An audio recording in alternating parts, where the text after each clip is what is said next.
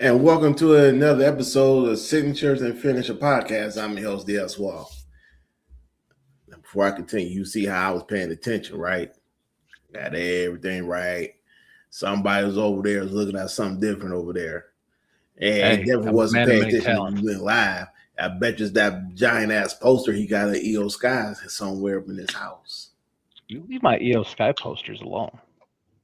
Yeah, see? I don't have any posters at EO Sky. I was actually working on something else. Yeah, see? to Man, then sent me the be text. fair, I was ready to do the show 32 minutes ago. Oh, I'm sorry, man. I was recording the show. I just finished up the show I did early on KDKWDB Radio on Clyde Davis. So I had to get that And in. if we're going to start throwing things out there, I made an appearance on your basketball podcast yesterday, and you had a full 30-second countdown that we had to sit through. Here, you just randomly fire it up, and sometimes you surprise yourself. Like today, And you're I the one that hit the surprised button. myself.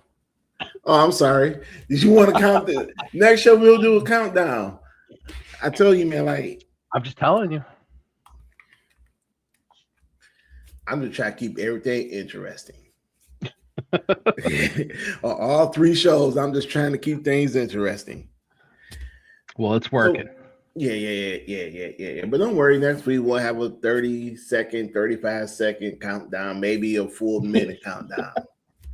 And, we'll be ready to go. Just like Sheamus is up and ready to go. I mean, like I said, this is a perfect time. Now, we don't know what Sheamus is thinking he's going to do. I don't think Sheamus is done yet. And I also don't think he's just going to go back and wrestle in, the UK and Scotland and Ireland on some like mediocre circuit. These are the type of people, just like WCW did back in the early 90s to mid 90s, when they took Hogan, when they took Macho Man, when they got Luger back, and everybody's like, oh, they're just taking the old guys. They built up enough that people were watching. And people started watching. Then guess what? WCW got interesting. So people really started watching. AEW could be in a prime spot. You go get the New Day. You go get Sheamus. You go get Zelina Vega. As much as the roster says they don't want somebody like Aleister Black back, that's small-minded thinking. You go bring him back.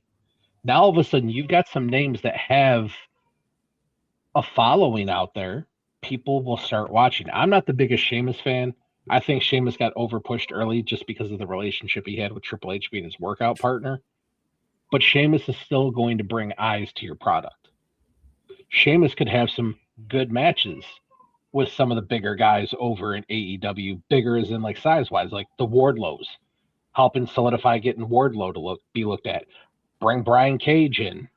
Not in, but like get him back on TV regularly. Lance Archer, get him back on TV regularly. Those are all guys that are perfect for Sheamus.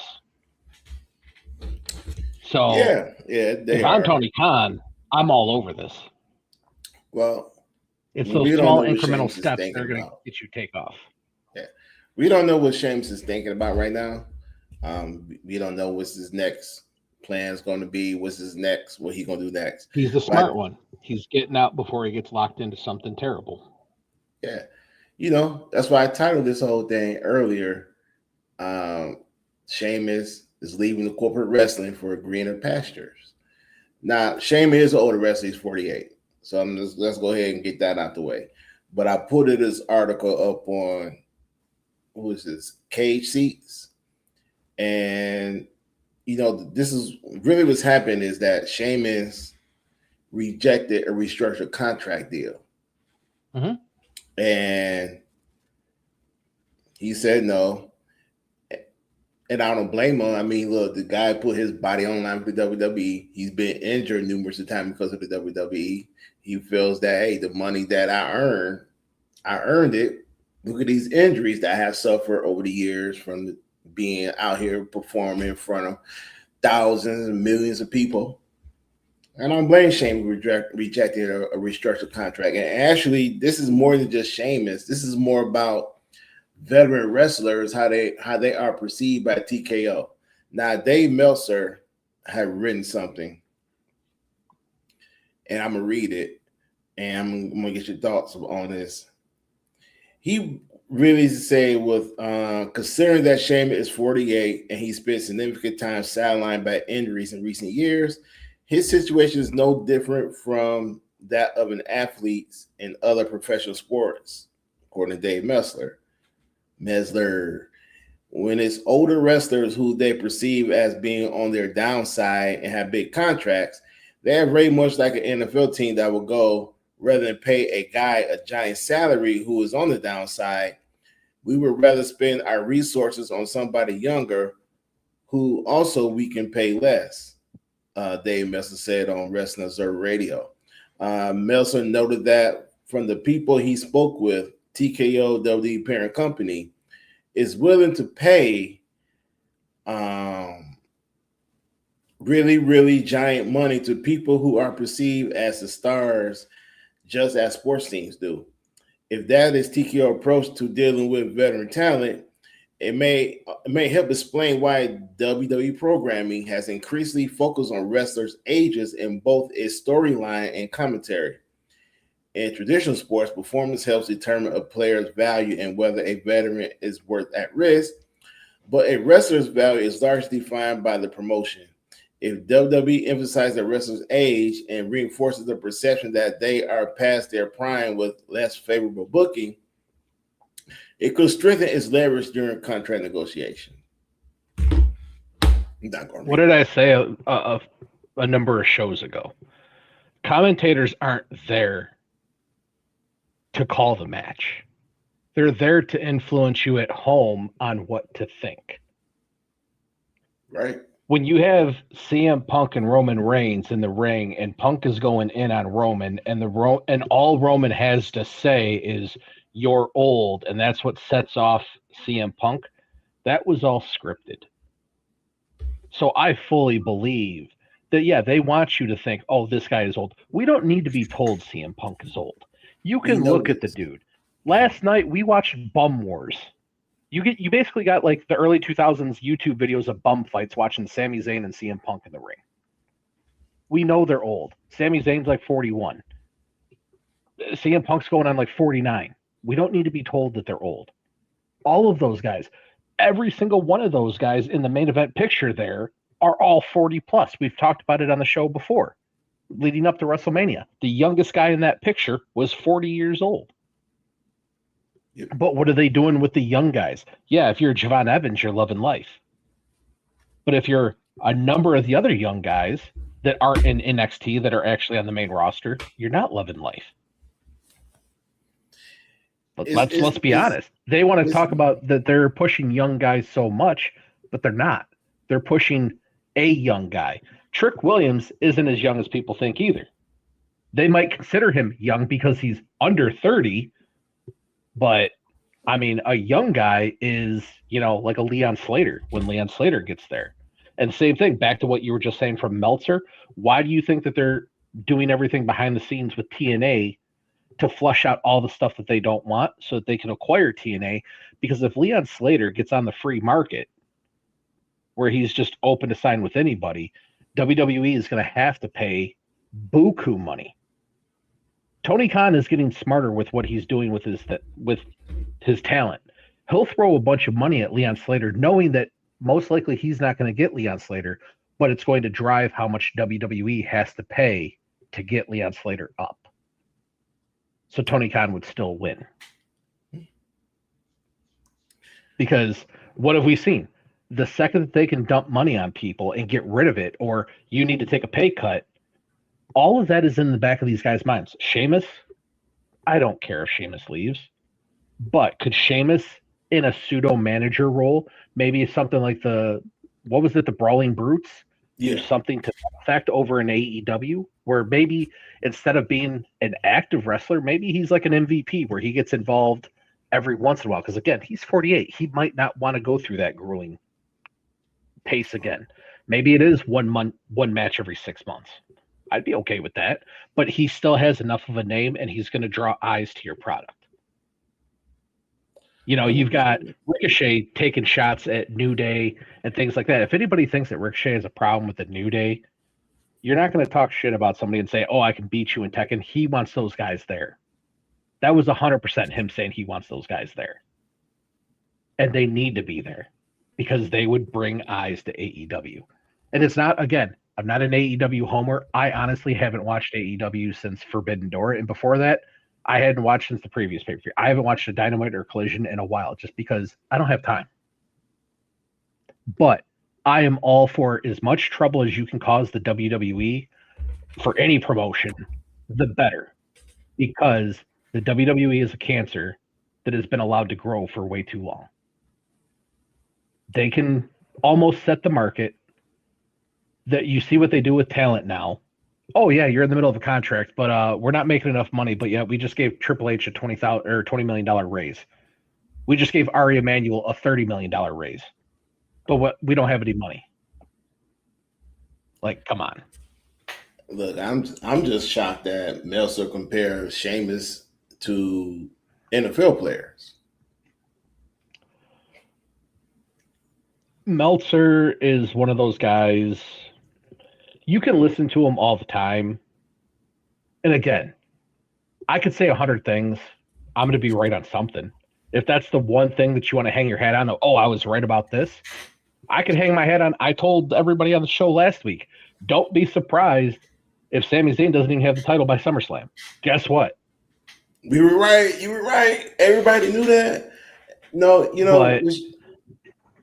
I'm not surprised that Sheamus is leaving the WWE. Nobody shouldn't ever be surprised by that. If you've seen what they've been doing to what they Especially did to now. New Day or any other veteran wrestler, unless you're CM Punk, Roman Reigns, Sami Zayn, Kevin Owens, you're not going anywhere. They're going to treat you guys like royalty. What I am surprised in our article is that when he said they will pay top money for really, really, really good talent. No, they're not.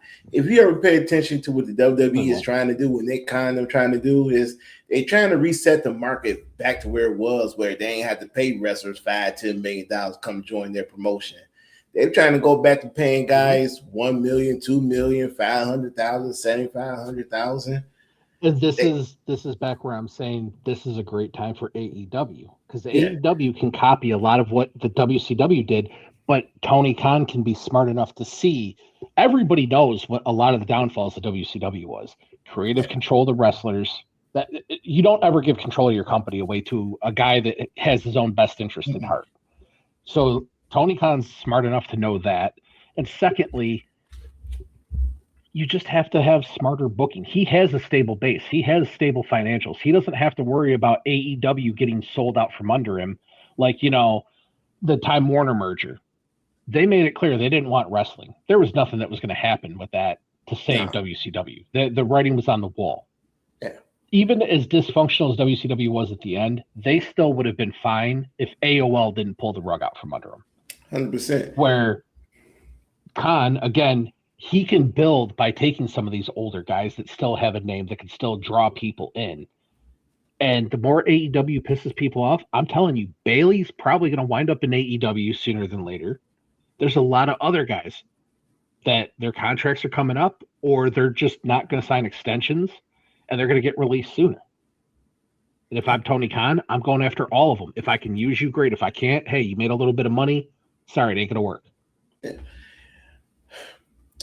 Again, nobody should be surprised by Sheamus leaving the WWE. And I know everybody wanted to stay because they want to be a Grand Slam champion. And I had came on here and said, I don't want to see it.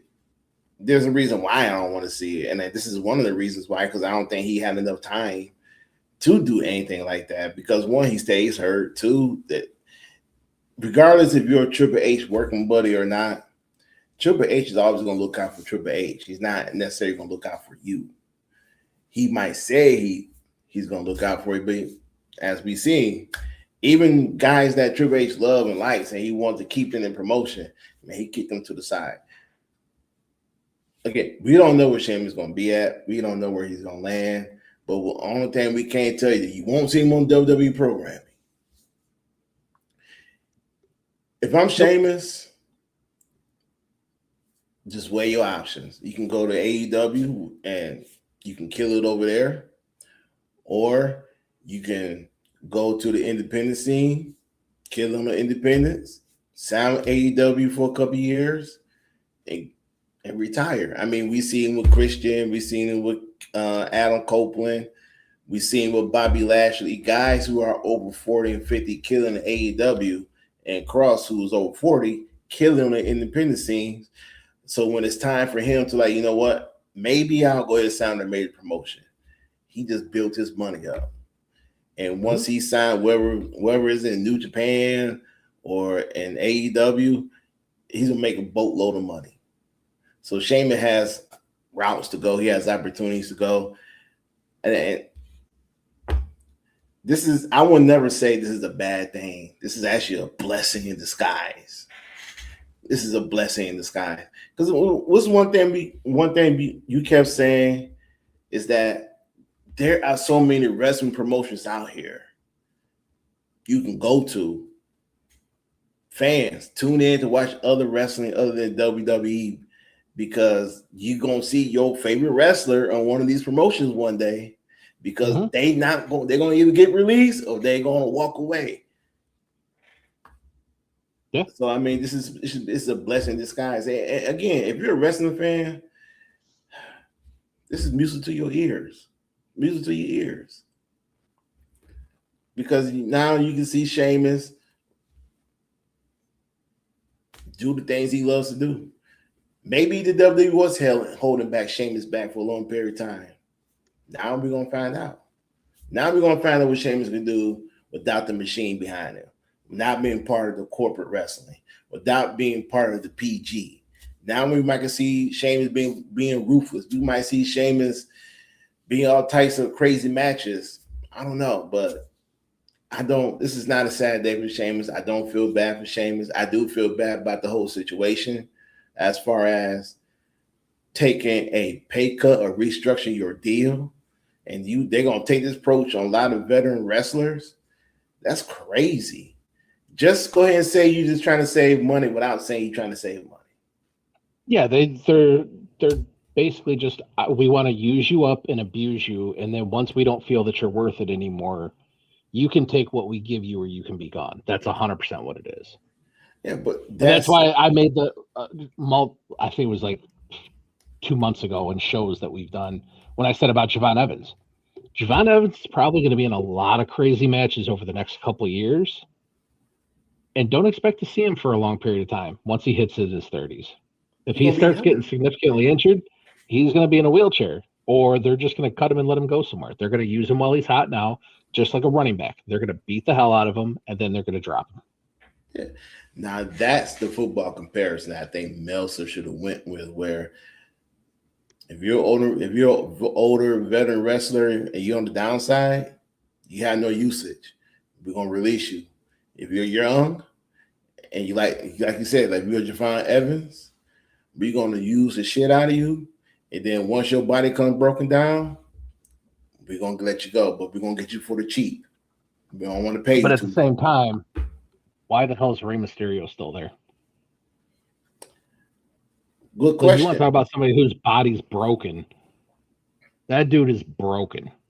But see, and they still parade him out there on Raws to wrestle. Right, but see, now we see Rey Mysterio transitioning to doing something different, because now he's a junior manager of AAA. So we already seen that he is not going to be wrestling for too much longer.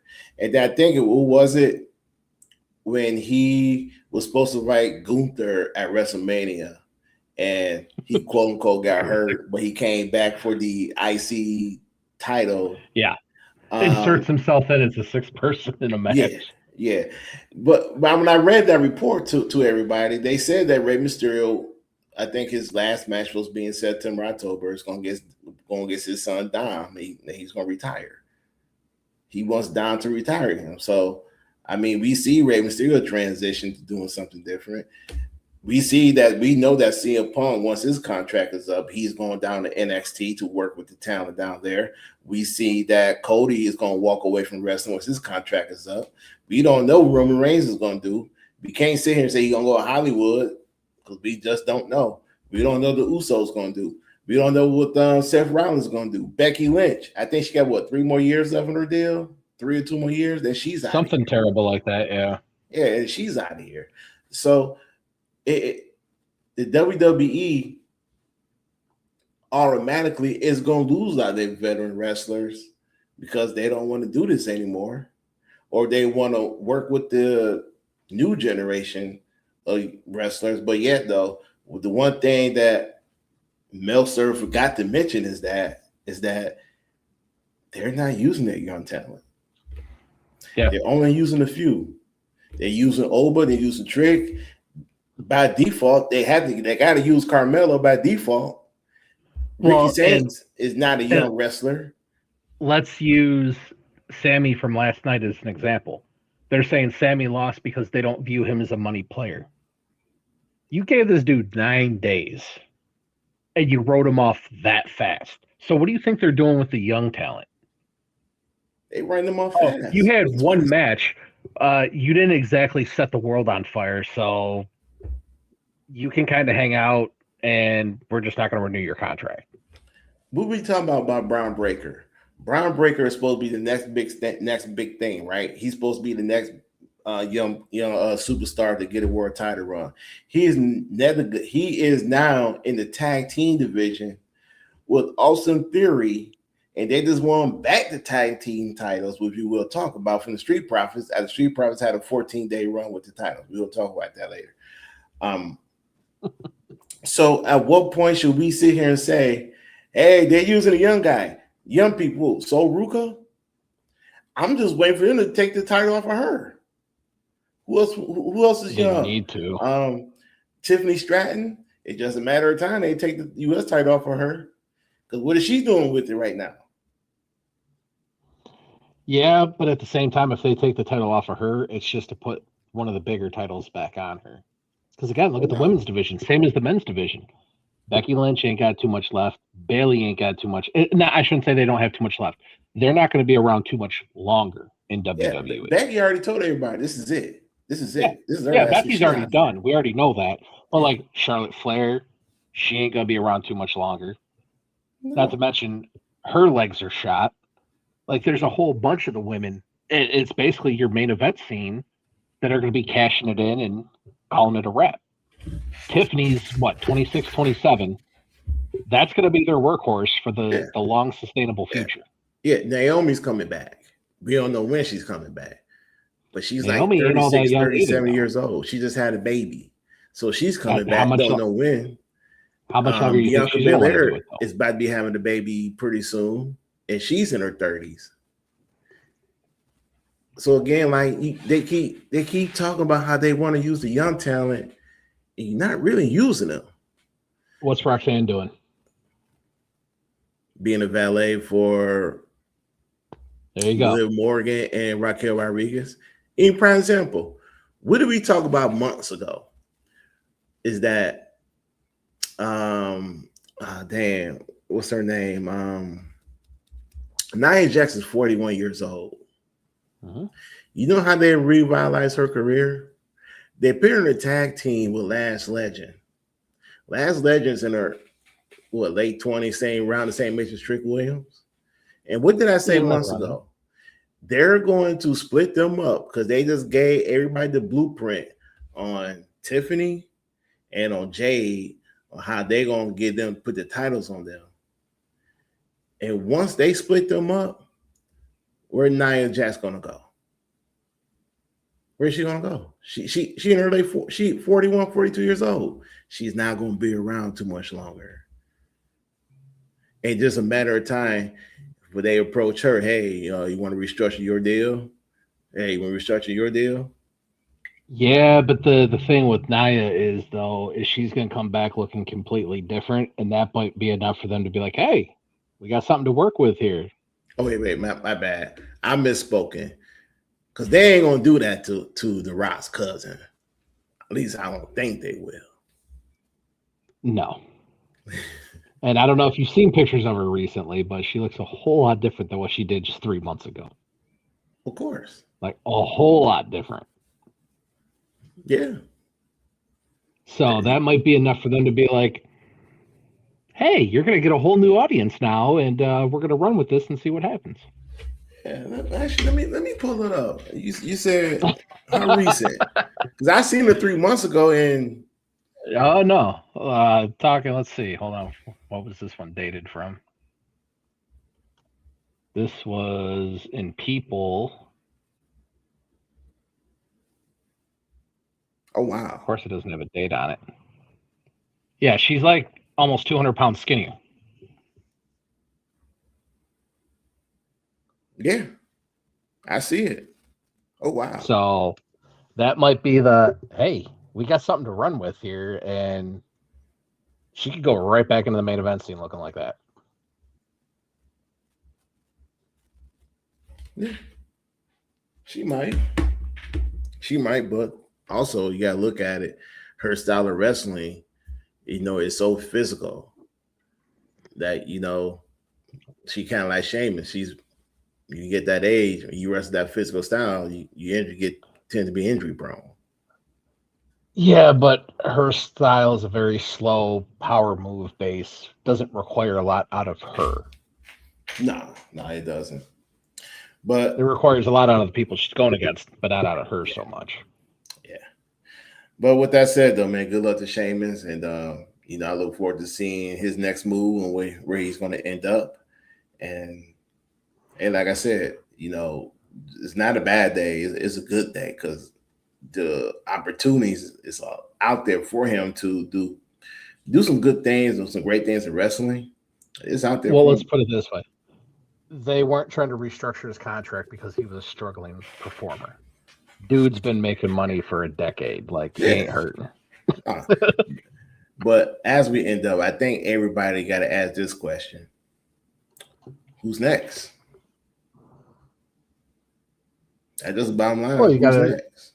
look at the guys that have been around for a long time. Yeah, People that aren't getting used on a week-to-week basis. You do. And we just name off other people who said that, hey, this is going to be it once their contract is up, and start connecting the dots. Because if TKO going to approach this as broke down football players who on the downside of their career, hey, I hate to tell you, I'm a CM Punk fan. I love Punk, but Punk is injury prone. The man, if he suffers one more major injury, yeah, that might be it for him. I'm just saying, like the man is 47 years old. If he suffers one more major injury, that might be it. TKO might give you your song with dance. Oh no, man ain't gonna release Punk. He makes us money and on merch and all that. If they start paying attention to ages like they is with Sheamus, yeah, that might be it for him. Yeah, but I mean, again, why people like him, I still don't get it. But like, you could hear it last night. Well, he's in They were Chicago cheering for him last all night. night long. Yeah, I know they were in Chicago, but I mean, even when they go other places, they cheer for him. I'm like, I don't understand why. Like, I could almost make a case. I understand why people cheer for Joe Hendry more than I could for CM Punk. Man, Joe Hendry. Let's get on to Joe Hendry at least just has the pure baby face. Like, you just want to love him because he's just a good guy all the time. Like, I'm starting to come around to that. But CM Punk, no. It's what I was about to say about Joe Hendry. It was going to be negative, but not at Joe Hendry. It's not his It's not his fault the way he's being portrayed on WWE television as a freaking jobber. It's not his fault. Well, even that, like, he doesn't have. They're just throwing him in the middle of all these stories. Like, hey, let's hope something sticks here because we have no idea what to do with you. But wait a minute. They had this man come on playing a guitar and trying to start a feud and sing a song about Logan Paul. What happened? Well, Logan Paul obviously got hurt, so I get it. Like, a monkey wrench got thrown in, but like, now they're just throwing him in every week on Raw. Like, hey, go out here and do this for a little bit. Let's just see if this sticks. Hey, next week we're gonna have you go out there and do this and see if it sticks. Yeah, but I'm saying though, like, if you're gonna feud with Logan Paul, you feuding with the Vision. And I think he had a match against Austin Theory and he lost. Yeah. I think you might want him to win just to keep this feud going till Logan Paul gets back in 100% clear so he can get in the ring. But you have him lose to Austin Theory, so therefore, where's the feud? It don't even make sense. Well, and with WWE, why do we keep taking factions and feuding with individual wrestlers? Like, I still don't get it. Like, you have these factions, and they always beat up on one guy. Maybe that one guy goes and gets a friend, and they have like one match on a SmackDown or a Raw, and then they go back to just beating up that one guy. Yeah, no, it's like why isn't there another faction?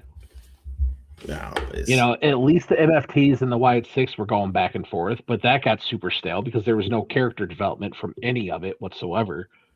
But the Vision, I get it. The injuries and the timing of everything was weird, but that's like a rudderless ship. When the best thing that you have going is that you're the tag champs. And how bad is that for the Street Profits? Like, you had the belts for 2 weeks, and this is what you guys are going to do? Well, we don't have any other tag teams, so you guys are just going to trade the belts every other month. How can you get this tag team a 14-day run? They lose the tag team titles to the team they beaten. And on top of that, both matches suck. I will say, I think last night them getting the title was just to show purpose of Maxine Dupree joining the Vision. Okay, I think getting the titles was the plot point of her coming in with the low blow, which, by the way, was one of the best low blows I think I've ever seen in a wrestling match. That and Brock doing the dick kick to Obo was just great. But, like, Maxine planted that one in there. I don't know if she was trying to cop a feel or what, but, like, she laid that one in there. I mean, they could have went it a whole different way. Oh, I'm not saying that they couldn't. I'm just saying they used that as the plot device to get Maxine into the Vision. Does it make a lot of sense? Well, that's the whole thing. Like, are you actually going to push her, or are you going to do what you did before? Same thing, basically the same excuse with Maxine Dupree. Well, we just didn't see that she was, a money player for us, so that's why we took the title off of her. You didn't give her a chance to do anything. She only wrestled two people. I know. Now, hopefully, like, she's got the look, the outfits and stuff that kind of lines up with, like, the Vision look and everything. So hopefully they give her a little bit of a push. But I don't know who you're going to have her feud with, because, again, it's not like there's a women's faction. There's not, like, another faction that has another woman in it. So you're basically going to have to force her into something. She is. She is now Austin Theory's valet.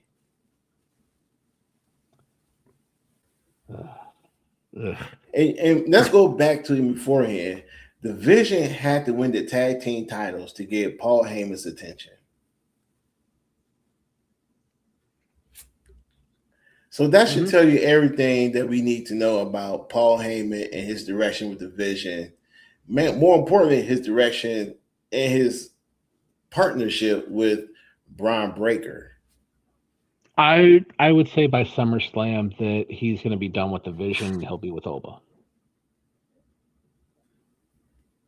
Poor Braun Breaker. I think from a story standpoint, Oba talks well enough on his own. But again, if you want him to be a believable monster, they're going to have to do a Paul Heyman turn mid-match. Heyman's going to turn on Brock. That way Brock doesn't go out with a clean loss. Oba still gets the win. Oba gets built up from there on with Paul Heyman. And Braun Breaker's just going to have to be, call up your uncle and get some talking points and how to do Steiner math and cut some promos. It's, for one, that's not a bad idea. I mean, it is Paul Heyman. That is something he would do. I mean, he has done it. But, man, it goes back to what I said months ago. Actually, it goes back what I said a little bit about a month ago. by the WWE pushing Obafemi on Raw, knowing that you have Braun Breaker on Raw. Obafemi is going to overshadow Braun Breaker. And the push that Braun Breaker was supposed to get, now it's going to Oba. Due to, Braun Breaker got hurt. But now he's back, and now he's healthy. Now he's not even playing. He's not even QB2 on the young roster on Raw. It's like he's like the afterthought. I mean, just think about this, Jamie. Triple H calls you up. He builds you up.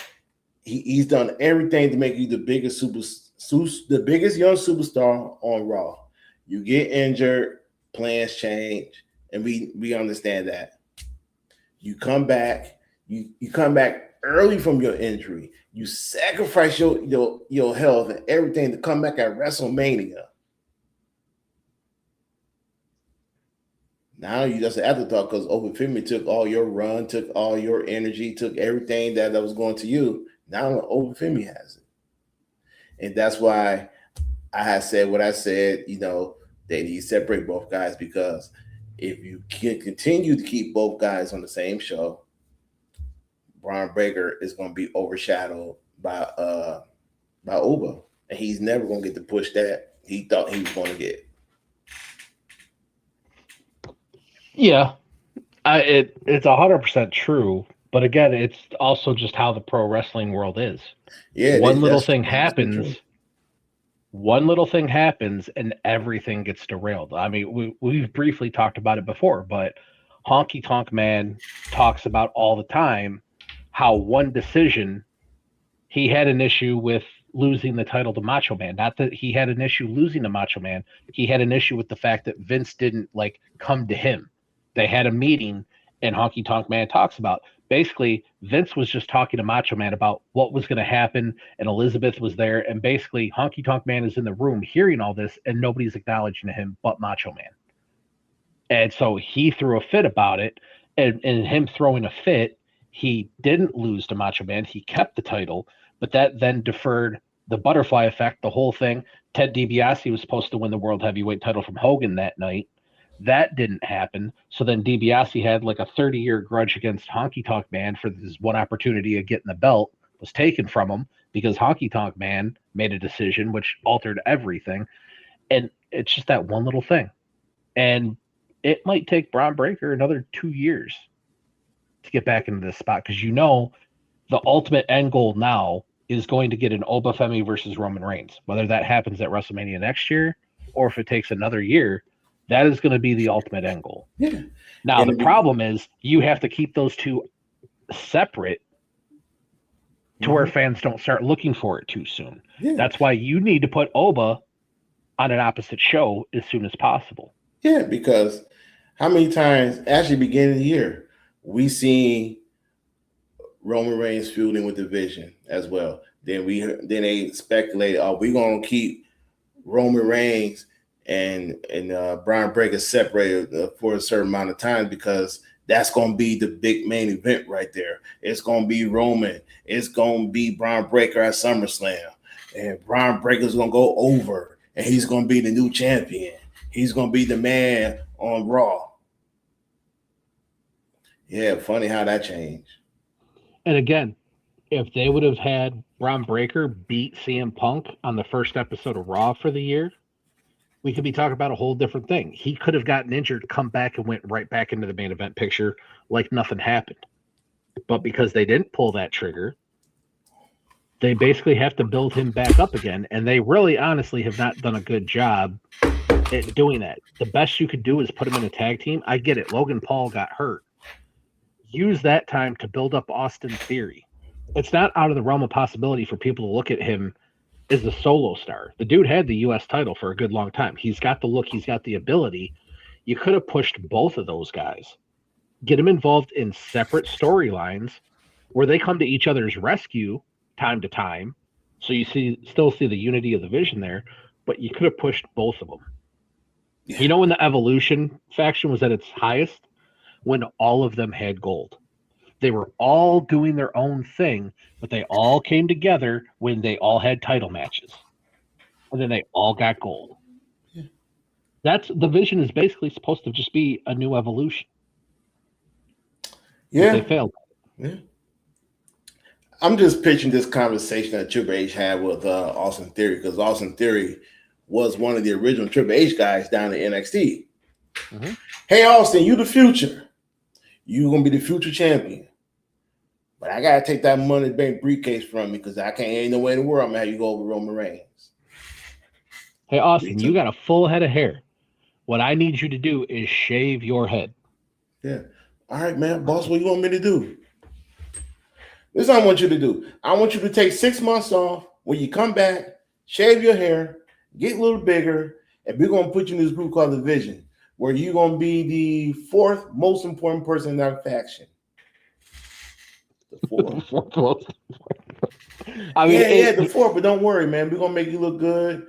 Don't worry. You're not going to be making like a jobber. You're going to lose a lot, but you're going to make it good. In fact, I tell you what, we're going to sweeten it for you. We're going to give you Maxine Dupree as your valet. And we're going to give you a really sweet moniker. We're going to call you the Pressure. You got to forget, or you can't forget, the Pressure. The Big Pressure, huh? Oh, you want the Pressure? So I'm still in Swerve Strickland song, Big Pressure? And no, we're not stealing. No, don't call it that, Austin. What you doing? Stop it. It's not stealing. It's borrowing. All right? So go through your character change. You're going to work with Paul Heyman. And I like Austin Theory. I like Austin Theory a lot, but the vision is not going anywhere. Like, it's a dead-in-the-water story because they don't have anybody to feud with. They keep feuding against solo stars. There's nothing being developed from that. Oh, and by the way, you're going to pretend to be Seth Rollins. Well, what if I don't want to do this? Well, you can always go to the independents, or you can always sit at home and collect a check like Britt Baker. Okay, you got a point there. I mean, sit at home to collect a check ain't exactly the worst thing in the world. But when you want to be out there in front of people and stuff, it is. Yeah. But it's amazing. The whole vision thing they just need to disband at this point. Like, it's not going anywhere. Just call it what it is. It didn't work. I think they're already realizing that, where they're trying to earn back Paul Heyman's trust. I wouldn't be surprised if by SummerSlam it dissolves. I would not be surprised if these guys come out during the Brock Lesnar Open Femi match and just go ahead and just beat the hell out of Paul Heyman and Brock Lesnar just because. I would not be surprised. Realistically, it would be a good opportunity to just basically rebrand the vision. Dump Heyman out of it. They come back as a trio. It freshens up Bronson Reed to come back as a solo guy right off the rip, and just let those three do their thing. That's what I would do. Rebrand them. They don't need a wise man. They don't need any of that stuff. That was all weird to begin with. Like, I get it, Seth Rollins got hurt and it kind of killed the whole momentum, but just let those three do their thing. Or they probably just stick to the same old. They're going to be a 4-man crew, and they're going to sit there and be like a bunch of, I'm not going to use that word, but they're just going to be sitting on the sideline doing nothing. And that very well could be the case. But they don't got no SummerSlam match coming up, not advertised, unless they're going to fight the Street Profits again for the tag team title. Well, they will. That's going to be one of the first matches announced. I guarantee it. It's going to be one of the first ones after, they've already announced, obviously, Oba and Brock, but you're going to get Street Profits versus the Vision. SummerSlam's in 3 weeks.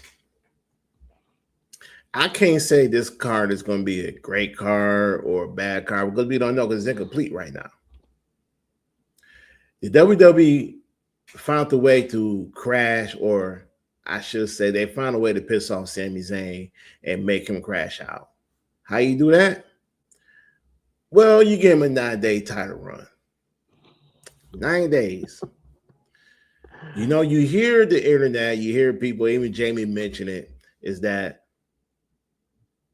people feel that you can't make money with Sami Zayn. And when I hear that, oh, y'all don't like wrestling.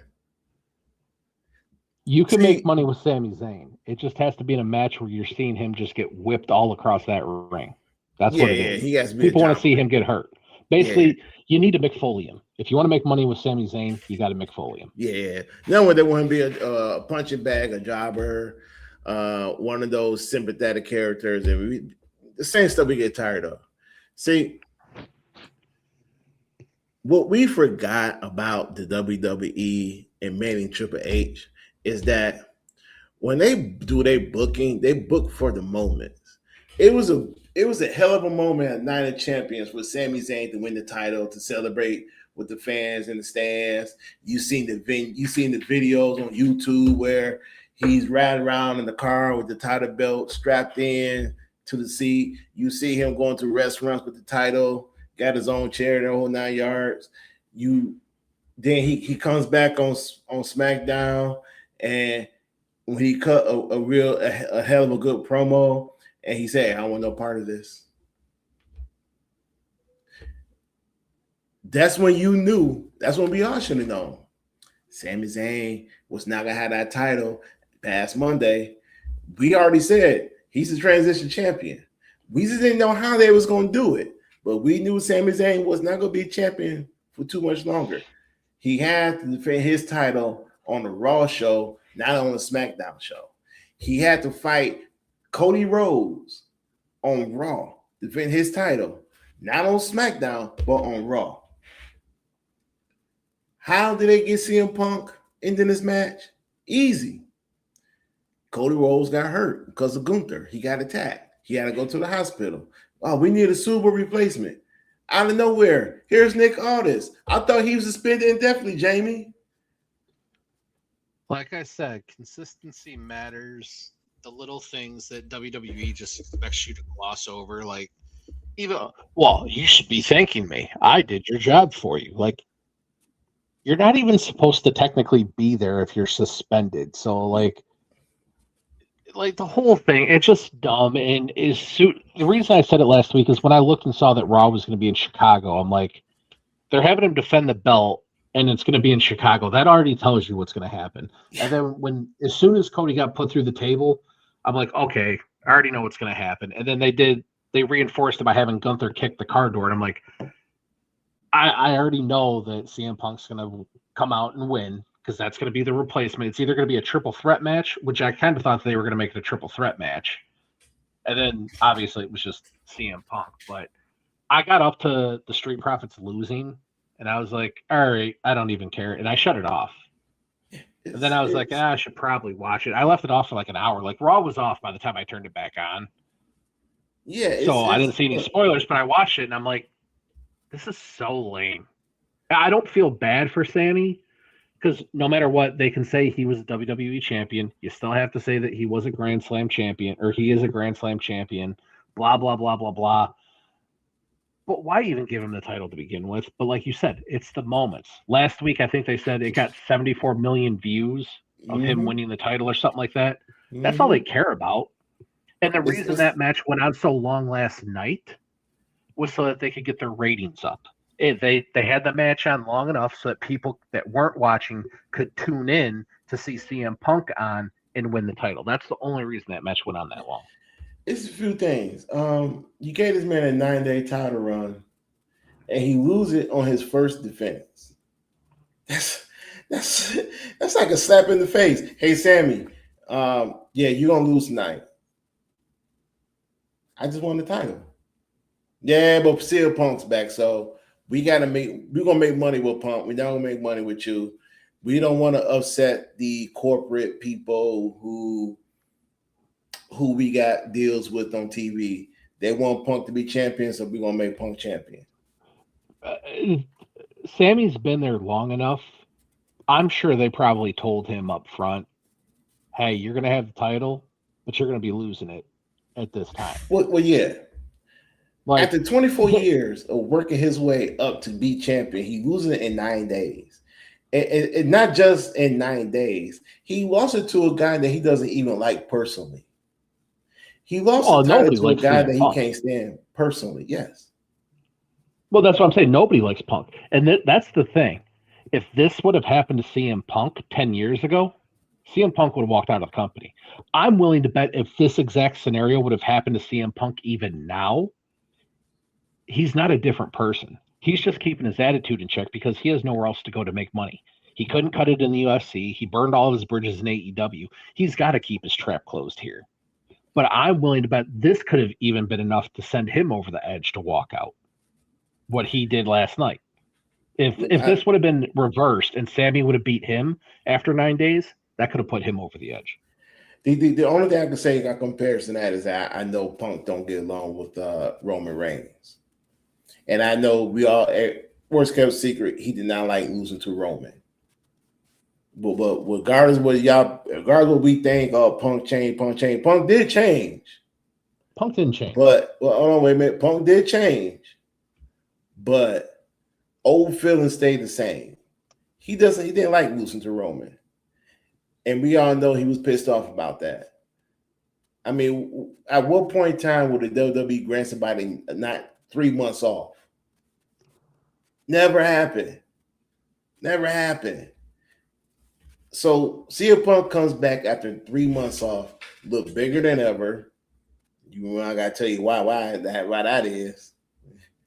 But look, the match was good. It was a hell of a match. It was a great match.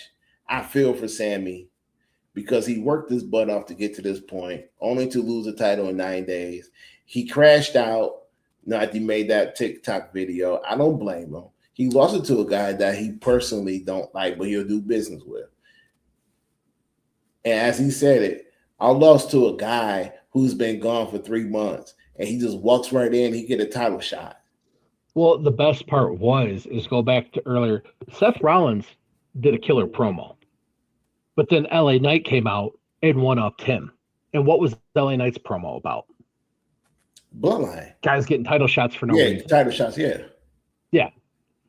And which basically was the foreshadowing of what's going to happen later in the night. Yeah. And like you said, but all you guys, y'all trying to hold me down, but y'all can't hold me down. And you want to talk about another guy that's kind of up there in years too. LA Knight's not young either. No, he's not. And I actually think that WWE actually playing that against him, by the way. Sami Zayn had every right to crash out like he did at the end of the match.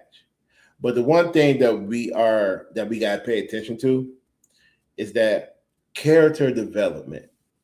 And what I mean by that is if the WWE smart, because this is a story. Well, they're not. You can't say if they're smart. We know they're not. Right. But if they smart, they will take this opportunity of this character development that Sami Zayn is going through and run with it.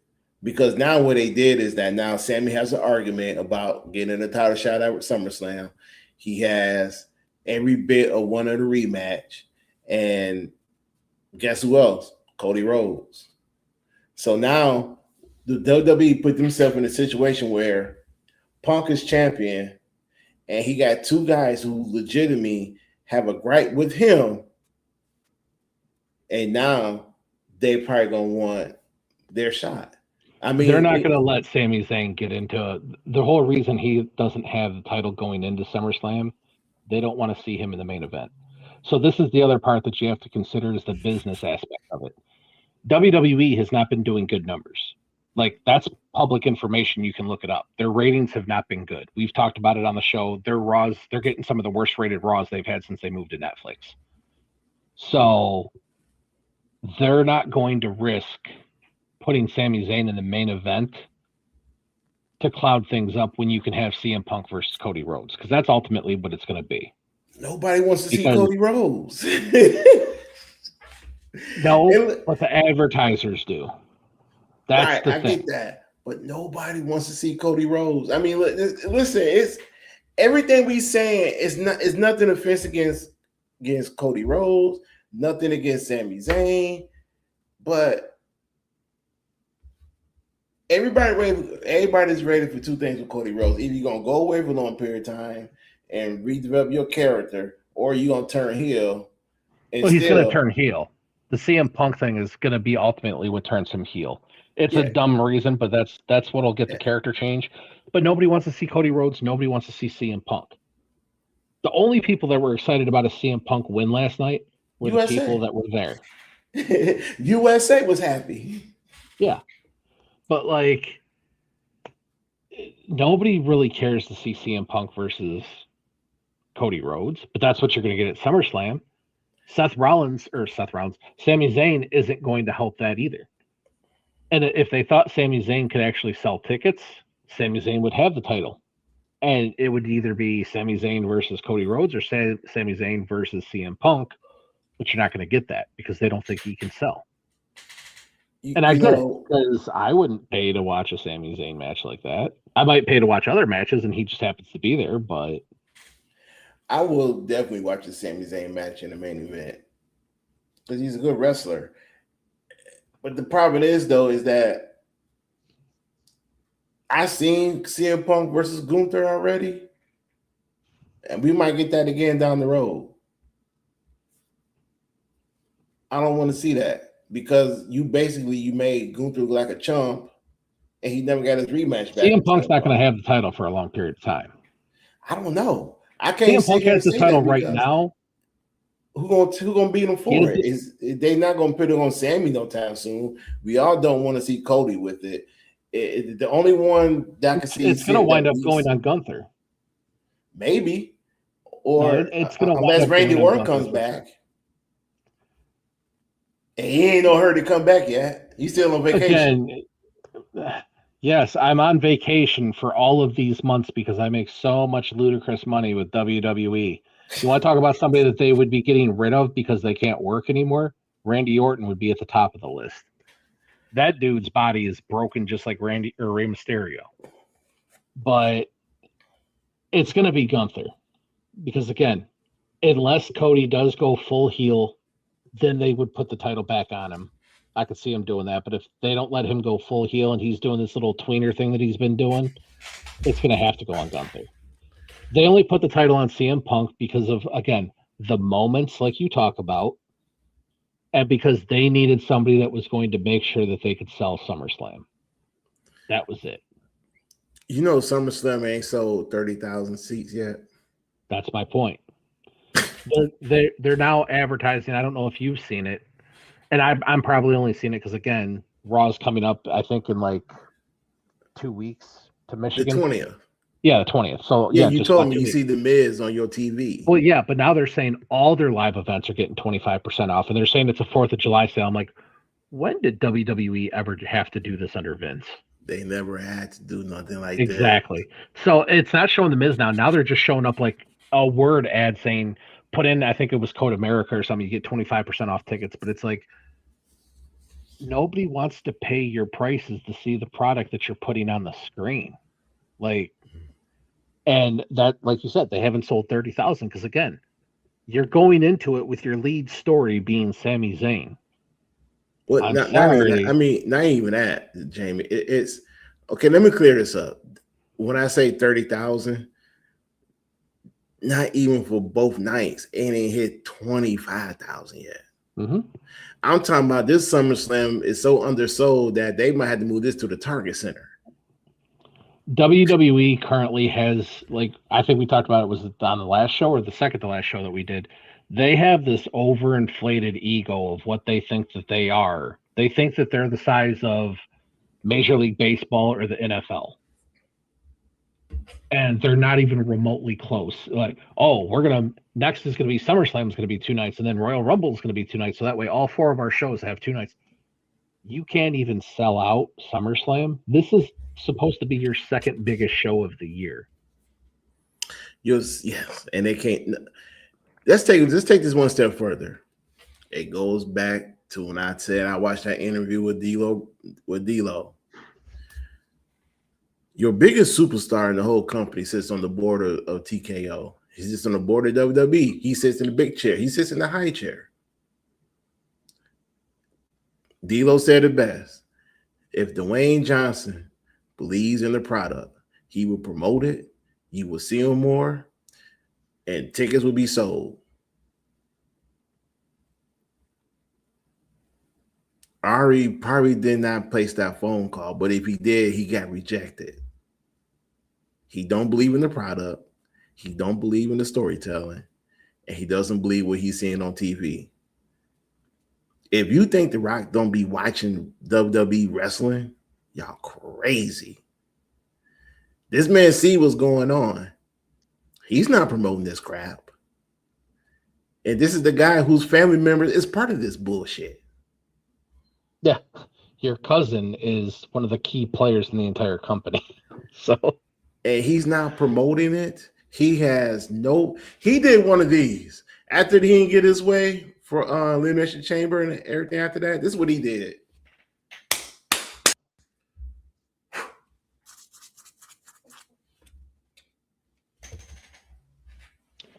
Yeah.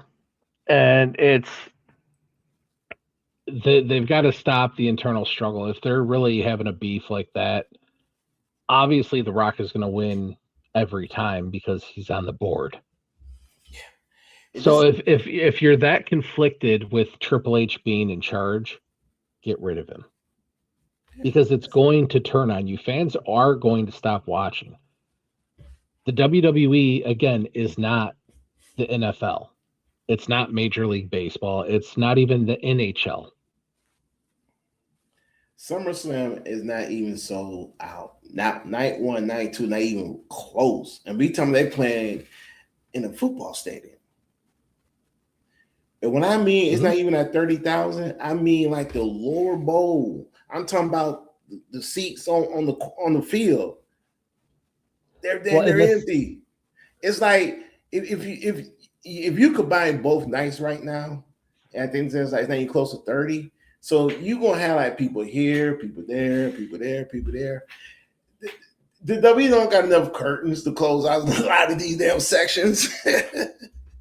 They don't. I've contemplated getting tickets to go to Raw, but now that CM Punk won, I'm like, I just really don't want to. But I wanted to go just to take video of how empty it's going to be, because they're still running the 25% off. Like I said, it's been going on for over a month that you're offering a 25% discount on these tickets. It's one thing to do it for like a weekend or something. Like, hey, for the 4th, we're going to discount tickets. You've been running this for over a month. Hey, say what you want. AEW, when they came to the LCA, they sold it out.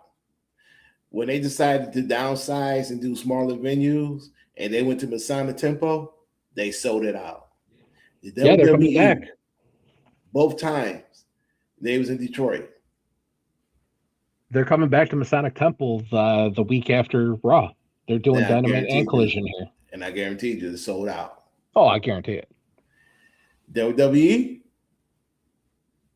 and Detroit is one of their favorite places to go. It's like one of their hubs. See, that's the thing. They don't show enough love to Detroit. They've been to Chicago. I was actually thinking about that last night when they first announced that they were in Chicago. I'm like, you guys have been to Chicago like 4 or 5 times that I can think of, and you haven't even been back to Detroit yet. Now, there are 2 weeks from now, sure, but you've been back in Chicago multiple times, and I get it. It's because CM Punk is there. But like, they're not showing anywhere near the love to Detroit that they used to when Vince was in charge. Vince was here at least twice a year, minimum. And they don't even show up once a year here now. Hey, look, if they're not in Chicago, they're in Atlanta. Yeah. Because, heck, most of their roster talent lives in the ATL. If they're not in the ATL, they're in Florida. If they're not in Florida, they're in LA. If they ain't none of those places, they overseas. New Orleans, we're sorry for literally screwing you without lube and a rusty nail on WrestleMania, but here's Money in the Bank. Hope that works for you. And then the worst part, if I'm like the mayor of New Orleans or, whoever's in charge of big events, for Mark Shapiro, who I love to make fun of, because this guy is just a rambling idiot.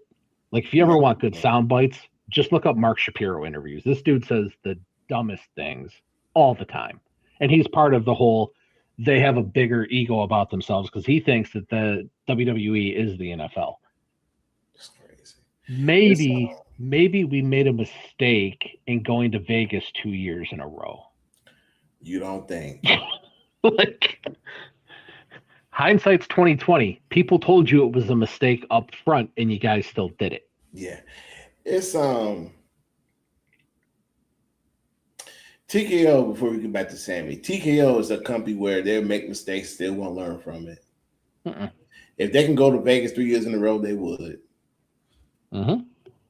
And I'm not talking about this year. I'm talking about if they can go to do Vegas again the following WrestleMania 44, they would. We'll just wait until they see the Saudi numbers. This might be what puts a nail in the coffin of the Saudi relationship, because I guarantee you that WrestleMania ain't gonna sell. Well, shoot. I mean, they just had 2 pay-per-views there. They just had the Royal Rumble and Night of Champions. They weren't even sold out. I know. And these are the Saudis, not the Prince. These are the fans over there who loves WWE. Yeah. And WWE, when they came out and said, "Oh, we don't control the ticket prices over there. That's done by the Prince." And don't be surprised if WrestleMania is only one night next year. They'll try and sell it off as some one-time only. We're giving you a fun-filled night of blah blah blah, but don't be surprised if it's only one night. Nah, I ain't surprised by anything anymore. Now back to Sami.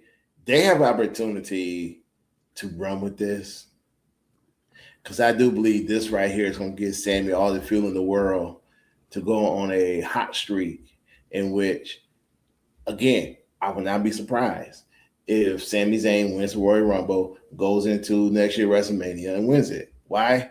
Because the WWE is all about these moments. And you don't think they won't repeat the same moment of Sami Zayn winning the title back in Saudi and winning it? I would not be surprised by that. But I hope this time around with Sami Zayn, with this character development, I hope, number one, this get him that mean streak he needs. Number two, this has to turn him heel. This has to be a fully turned heel, because he cannot come out and wear that shirt, the last good guy. Well, you know what, Sam? You ain't the last good guy. Well, there ain't no good guys no more. They need to capitalize on this run with Sami Zayn. I don't want to see Sami Zayn fall back to the mid-card level, wrestle Trick Williams. That's all I'm played for. I don't want to see Sami go be in a one-up match with Gunther, seeing that, done that, and you can't fool me twice, because we all know Sami can't beat Gunther.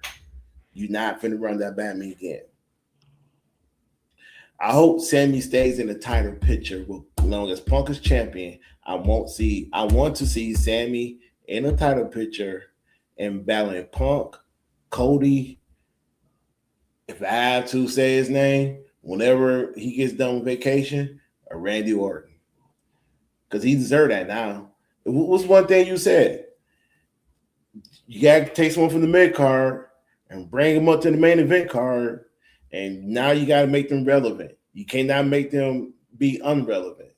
I know Sami Zayn's not a young guy. He's 41 years old. But Sami Zayn has been meddling in the mid card for a long time. And what happened? He was in the triple threat match with Gunther and with Cody Rhodes. He won the title because those two guys brought him up to the main event. Now they have an opportunity where Sami Zayn could be white hot again in the main event scene now. They need to capitalize on it. It's nice in theory. Yeah, it's nice in theory, but we all know things can change. But again, they stumble upon something where they have a second opportunity, a second chance to correct the mistake of Sami Zayn more like gonna get white hot again. He's about to get white hot. You get to correct that mistake from not putting the title on him when he fought Roman in Montreal. Now you got an opportunity to do that again. You got an opportunity to put the title back on Sami when he once that white hot get to his peak. This is kind of like, if you look at it, in a weird, it doesn't make sense version, Jamie, this could be something like the Montreal screw job, but they're just using two wrestlers. I mean, I severely dislike Sami Zayn. So I know he's really liked, but I want you to put your dislike to the side on this one, and just think about it as a guy. Let's say you're a writer or you had a creator. This happened. You got an opportunity now to tell this story, where this story more potentially can get white hot. you got an opportunity to put the title back on Sami at some point. But just because you have the opportunity to put the title back on him, you have to think, is this guy gonna, the one T-shirt Roman Reigns had that I liked was Needle Mover. Mm-hmm. If you put the biggest belt you have on Sami Zayn, is that going to bring fans in for you, or are you going to lose fans? I don't know. I don't think you're gonna lose fans, but I don't think you're gonna bring in fans in. I mean, you gotta look at Sami Zayn for the perspective of Sami Zayn is the everyman's champion. He looked like y'all said it, like you said it before. Sami Zayn just a skinny version of a Mick Foley with a dull personality. He's your everyday guy. He got the everyday guy look. He got the big beard. He wears flannels. He's not flashy. He don't come out here and be wearing $100 gym shoes. My man look like he shops at Kohl's department store, Walmart. He's like an everyday guy. Sami Zayn is the type of guy. He's just so ordinary. The only time you see Sami Zayn have any type of personality is when he do his stand-up comedy, and even that sometimes could be scary because you kind of wonder, is he really funny or he just as dull as he is when he wrestles? But Sami Zayn is a great wrestler. He's an everyday guy. That's all I can say. I don't got nothing else to say. He's an everyday guy. You can make that everyday guy and make that everyday guy appealing. If you do it right, you can make it appealing. People pay a lot of money to be entertained because they deal with the everyday guy every day. When you pay a lot of money to be entertained, you want to be entertained. You don't want to see the average dude. Yeah, every once in a while. Like, again, the Stone Cold Steve Austin thing worked because everybody wants to beat up their boss. Yeah, and he was an everyday guy who drinks beer, cusses, flicks you off. Sami Zayn. I just don't think, honestly, I think the honest answer, Sami Zayn's just not that likable. I honestly think he is when he's a face and he's doing his whole I want to be the funny guy like in the Bloodline. That was probably the height of his entire career. Right. He is likable. He's not a money maker. Let's put it like that. No, and again, if you're not a money maker, why would you go into the prime money maker spot? You just defeated your own argument. No. I mean, he's not a money maker, but what he is, I compare it to as why did you put the belt on Jey Uso for 51 days? Because he sold merch. I know that money maker. He's a money maker. Right, but I know that, but is he someone that you can say he's a credible champion? Hell no. I hate Jey Uso. You don't need to sell me on that. But again, they look at it from the business perspective. Jey Uso sells a lot of merch. We sell sunglasses that say Yeet. We've got all these Uso t-shirts. We've got all this stuff that we can sell with Jey Uso. If we put the belt on him, we should be able to at least increase his sales by 25%. And they probably did. Sami Zayn, hey, we might actually need to make a t-shirt for this guy now that he's heavyweight champion. That's probably how that conversation was. Like, hey, we might actually need to make him some merch now. Have you ever seen even fans in the stands wearing a Sami Zayn shirt? No. I haven't. But I've seen Sami Zayn wear his own shirts, but that's it. It's the way I look at it. If you want to make money with Sami Zayn, it's the simplest thing as the NBA making money with James Harden.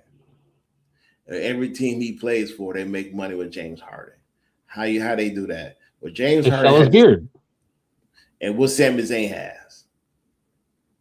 An equally disgusting beard. That's a moneymaker.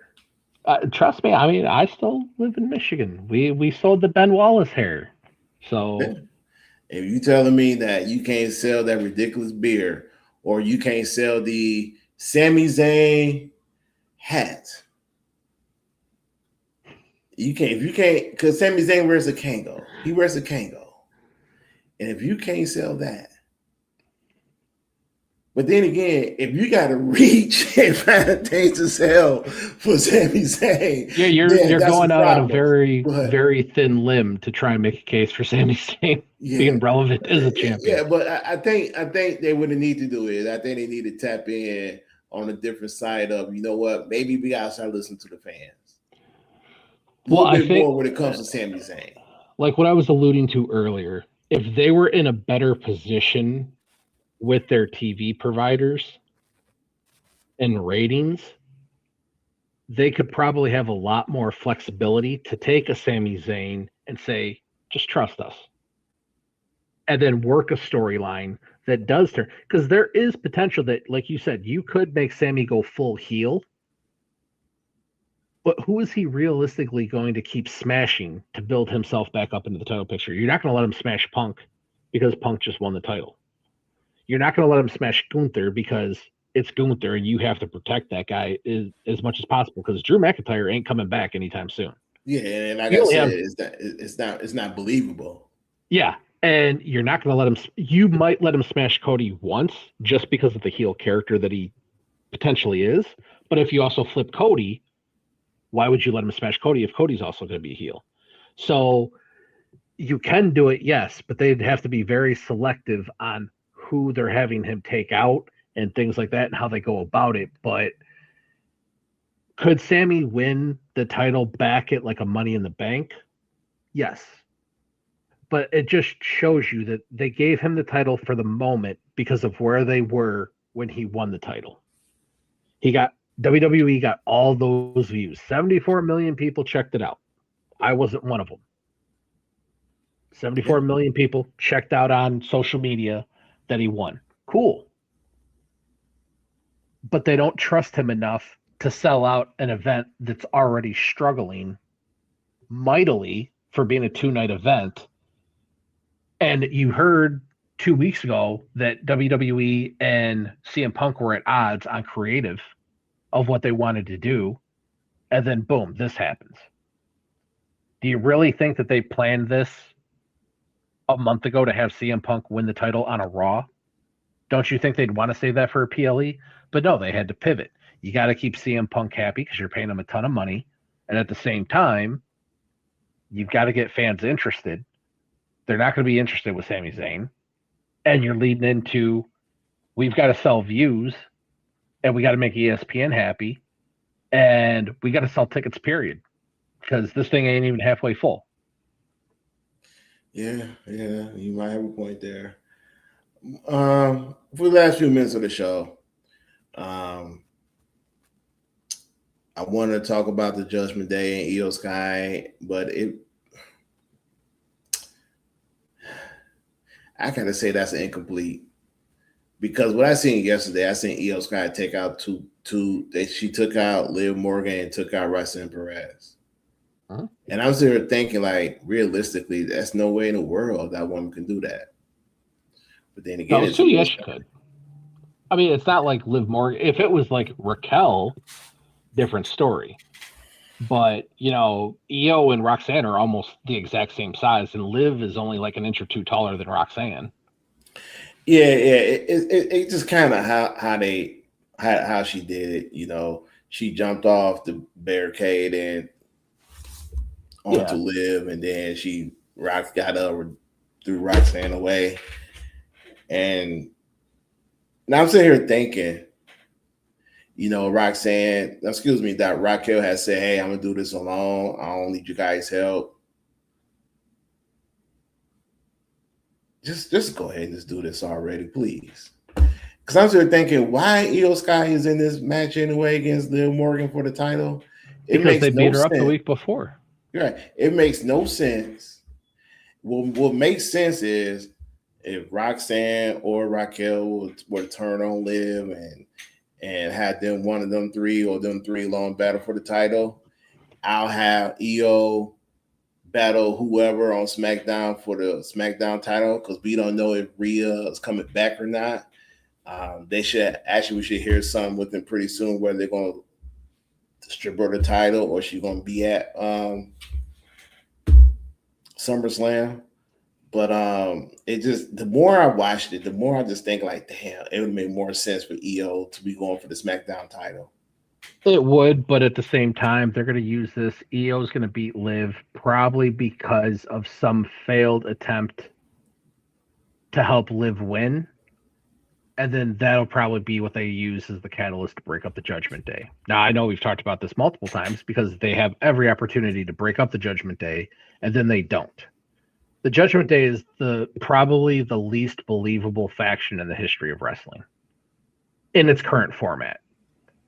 If it was a female-only faction, totally different story. If it was something like, what is the JC Jane one? I'm drawing a blank all of a sudden. Deadly Influence or whatever. Yeah. If it was an all-female faction, totally different story. You'd actually have a pretty good faction there. You'd have Raquel, Liv, and Roxanne. But then you have JD McDonough, who I love, but let's be honest, he doesn't pose any sort of a threat, and they don't use him to be any sort of a threat at anything. And then Dominic. It's like the weakest faction in the history of wrestling. Yeah. It's. I think for the women's side, I think the one I'm getting excited for is Bayley versus Lyra. When Bayley cut that promo, it felt so real. It felt so honest. And I like how she talking about, when you wait in line to get my autograph and I spoke to you and your husband or your boyfriend, I forgot what their relationship is. And we connected. You became one of my closest friends. You became my best friend. I'm looking forward to see where they're going to take this feud. I'm looking forward to see how this is going to turn out. Now, at the end of the day, Lyra needs to dominate this feud and she needs to go over. But then again, with the rumors about Bayley's contract situation and her standard and about her situation in WWE, hey man, we don't know. Bayley doesn't seem like the type where she would try and force anybody's hand. No. And WWE, if WWE cared about Bayley, they would have done something with her already. So I don't think it's like, oh, well, Bayley's contract's coming up, she might leave. If that was the case, and now all of a sudden they're like, oh, wow, she might actually leave us, we better do something. That's like the most neglectful boyfriend on the planet. I'm just. You remember when Bayley was this crazy lady? She had voices in her head, and all of a sudden, that lasted for like 3 weeks, and then it happened to Lyra Valkyria. And yeah, it's like, what are we doing here, y'all? What are we doing here? There's no consistency in the WWE, and that's the biggest problem. Again, like that right there, that was a storyline that they're just like, hey, we're just not going to acknowledge that this was even happening anymore, and you two are just going to be a tag team and never accomplish anything. And, Roman, you're going to actually cheat to win the world title right in front of a referee standing 2 feet away from it. We're not going to acknowledge that it happened. Just all the inconsistencies. Hey, Rhea, you're probably not coming back for 6 months, but we're not going to strip you of the title. Liv, you're going to enter a tournament to potentially fight for a title that you already own. Against the champion who's currently injured. So why you're in this tournament at all is because we have no creative direction for you, and we just need to do something with you. Yeah. Like, those are just a couple off the top of the head. If we were to really dig into like every person on the roster, we could probably find a ton of inconsistencies in everything. Mm-hmm. Go back to, hey, Bronson Reed, you're going to join the Vision after you tsunamied. The last time we saw you tsunamied Seth Rollins 6 times. Wasn't it even onto a car? Oh no, he did it in the ring. On the car was Braun Strowman. But yeah, you tsunamied Seth Rollins 6 times, but now you're going to join his faction. Why? We don't know. We just have no other ideas for you. Oh, even better. Finn Balor, Braun Breaker. When y'all fight Seth Rollins, y'all gonna lose about 6-7 times. But don't worry, it won't kill. It's not gonna hurt you. But you're gonna lose to him about 6-7 times. I am hoping. Not that they're going to do anything with it because it's WWE, and anything that originated outside of WWE, I think intentionally sabotages. We might get a little mini Bullet Club on SmackDown. Might get a little one. You might get Shinsuke, Tama, and Finn together, and then the tall one, Talatonga. Yeah, but they're fighting each other right now. I know, but I'm thinking that we might get some sort of mini Bullet Club together. Yeah, that would be nice. That'd be something new. Well, that's today's show, ladies and gentlemen. Thank you for tuning in. Catch me and Jamie on Saturday as we will watch more wrestling for y'all. And so y'all don't have to watch it. We'll watch it for you. You sound a little more chipper. You're just like, yeah, we're talking about wrestling. Again. Ladies and gentlemen, this is Jamie. This is DS Walk. We'll see you guys on Saturday. And remember, let us do the wrestling watching. You got all the good stuff and the bad stuff. Y'all just pay attention to what we got to say about it. Let us go through this. You guys just take it easy. I will suffer for you. Like he said, he will suffer for you. All right. That's Jamie. I'm DS Walk. This has been the Senior Adventure Podcast. See you on Saturday. We out. Peace. Later.